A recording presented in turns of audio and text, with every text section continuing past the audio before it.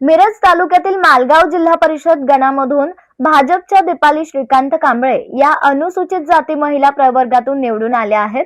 मात्र सदर त्यांनी निवडणुकीच्या कालावधीत सादर केलेला अनुसूचित जातीचा दाखला हा खोटा असून याबाबत मनोहर अण्णाप्पा होनमोरे यांनी तक्रार दाखल केली आहे।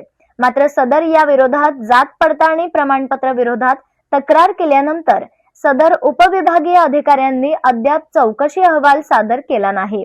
भाजपच्या सत्ताधारी आमदारांच्या दबावाखाली सदर उपविभागीय अधिकारी हे अहवाल देण्यास टाळाटाळ करत असल्याचा आरोप तुषार खांडेकर यांनी पत्रकार परिषदेत केला आहे।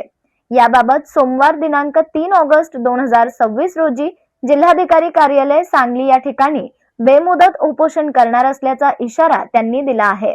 यावेळी मनोहर होनमोरे, कपिल कबाडगे, नेमिनाथ शेडबाळे, तुषार खांडेकर, प्रदीप सावंत, प्रकाश पोळ, रवींद्र हुळे उपस्थित होते। आज आपण मालगाव तालुका मिरज जिल्हा परिषद सार्वत्रिक निवडणूक 2026 रोजी पार पडली। ही निवडणूक दिनांक 7/2026 या रोजी पार पडली। त्याची मतमोजणी ही 9/2/2026 रोजी झाली।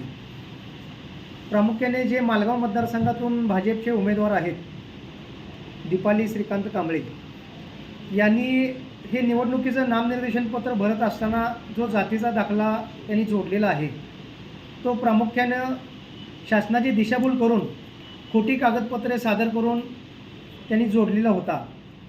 याची रीतसर तक्रार आम्ही ज्या उपविभागीय अधिकारी यांच्याकडून तो जातीचा दाखला प्राधिकृत झालेला आहे त्यांच्याकडे आम्ही दिनांक 2/3/2026 रोजी आम्ही एक तक्रारी अर्ज दाखल केला होता।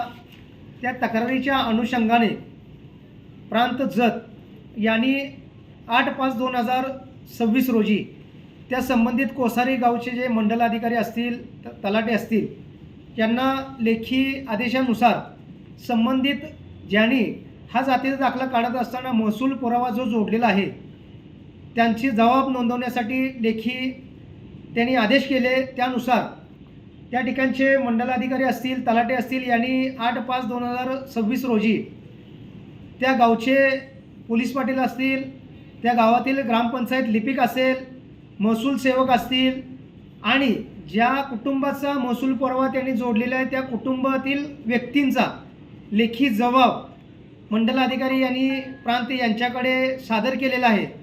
जात पडताळणी झाली 11/2 आणि जबाब झाला 7/3 यामध्ये खाडाखोड दिसून येते। ज्या वेळेला आम्ही जात पडताळणीचा अहवाल जात समितीला मागितला त्यावेळेला हे सगळं जबाब समोर येणार म्हणून त्यांनी 7/3 अहवाल 10/2 अशी खाडाखोड करून आम्हाला सदरचा अहवाल दिलेला आहे। हा जात पडताळणी करत असताना, जातीचा दाखला देत असताना मोठी आर्थिक उलाढाल किंवा देवाणघेवाण झाल्याची आम्हाला शंका आहे।